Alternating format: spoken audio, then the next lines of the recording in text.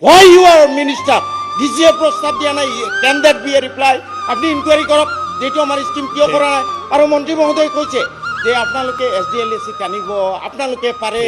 আৰে আমাক পাত্তা দিয়ে নাই আপোনালোকৰ DCA SDC মতে আহে স্কিম MLA হাজাৰ বাৰ ক'লে ঠিক আছে, thank you. UDC Thank you.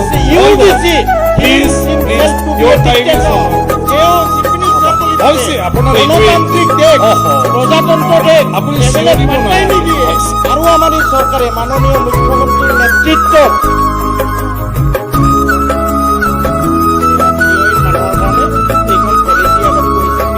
পাছ কৰিছে।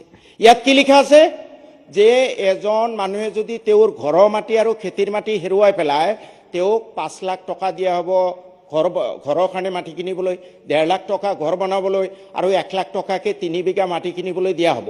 আৰু এনেকুৱা প্ৰভিজনবোৰ আছে।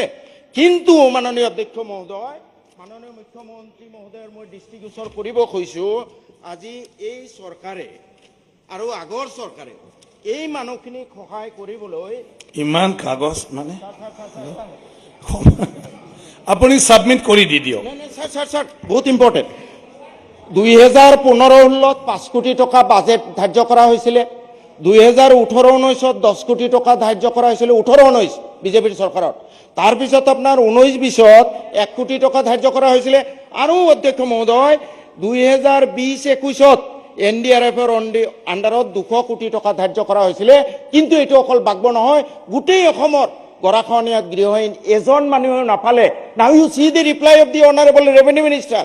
ৰেভিনিউ মিনিষ্টাৰে কি কয় যে ডিচিবোৰে দি fund could not be utilise during the ৰেছপেক্টিভ year as দিয়াৰ was no' concrete প্ৰপ'জাল receive from the district. 2020 চনত একে উত্তৰ দিছে, 2021 চনত একে উত্তৰ দিছে, 2022 চনত আজিলৈ ডিচিয়ে প্ৰপ'জাল নিদিলে আমাৰ মন্ত্ৰী মহোদয়ে কি ঘাঁহ কাটি থাকিবলৈ আছে। তেওঁ বাদ দিয়ক, ডিচিক দি দিয়ক না। Is the DC above the minister? হ'ব আপুনি ক'লে মুখ্যমন্ত্ৰী মহোদয় মুখ্যমন্ত্ৰী ডাঙৰীয়া উত্তৰ ক'লো, কিন্তু এই কথাবোৰ চাব সদায় মন্ত্ৰীয়ে উত্তৰ দিয়ে, ডিচিয়ে প্ৰস্তাৱ দিয়া নাই। আৰে what is this? Why you are minister?